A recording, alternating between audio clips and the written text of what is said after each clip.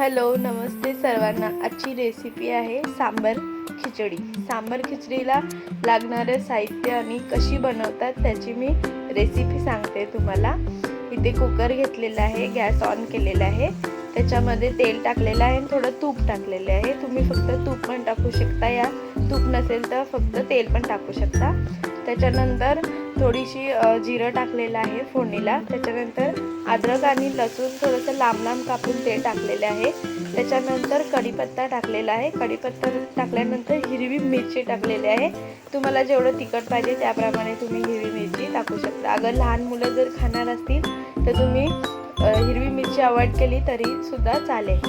आणि त्याच्यानंतर हिरवी मिरची टाकल्यानंतर कांदा टाकलेला आहे। कांद्याला थोडंसं लालसर थोडंसं फ्राय करून घ्यायचे। त्याच्यानंतर टोमॅटो टाकलेला आहे। टोमॅटो टाकल्यानंतर थोडंसं टोमॅटोमध्ये मीठ घालायचं। त्या मीठ घातल्याने काय होतं, टोमॅटो आपला नरम होतो आणि व्यवस्थित मिक्स होतो। त्याच्यानंतर सगळे मसाले टाकलेले आहेत। धनिया पावडर टाकलेली आहे, हळदी पावडर टाकलेली आहे, लाल मिरची पावडर टाकलेली आहे। लाल मिरची पावडर तुम्हाला जेवढं तिखट पाहिजे त्याप्रमाणे तुम्ही टाकू शकता।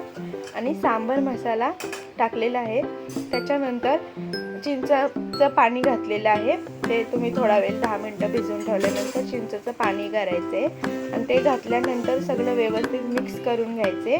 त्याच्यानंतर तुरीची डाळ आणि मुगाची डाळ ज्या डाळी असतील तुमच्याकडे त्या तुम्ही घेऊ शकता।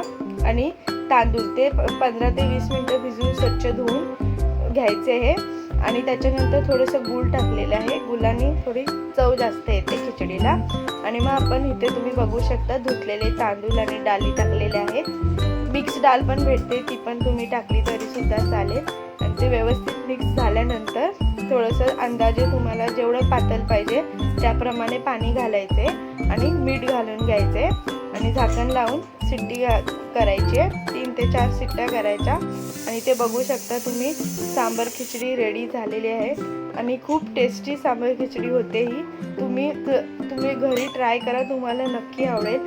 आणि जर आमची व्हिडिओ आवडली असेल या रेसिपी आवडली असेल तर तुम्ही प्लीज शेअर करा, फॉलो करा, लाईक करा, सबस्क्राईब करा।